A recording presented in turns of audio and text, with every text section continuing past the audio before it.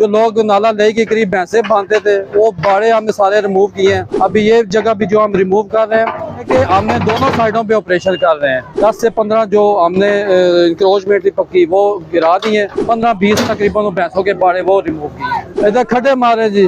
15 minute का time दिया कि इन गाड़ियों को रिमूव करें और भाई इसको भी हम बिल्कुल क्लियर करवाएंगे। इधर लोग बता रहे हैं कि ये पेड पार्किंग है और ये पैसे लेके पार्क करते हैं।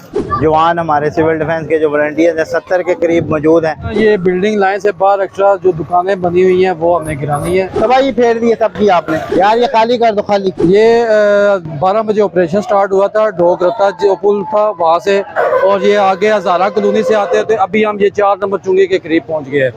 इसमें आज के दिन जो बिल्डिंग लाइन से आगे भी जो गैर कानूनी तजावजात थी वो हमने रिमूव करवाई है। उसके अलावा भैंसों के बाड़े थे, जो लोग नाला ले के करीब भैंसे बांधते थे वो बाड़े हमने सारे रिमूव किए हैं।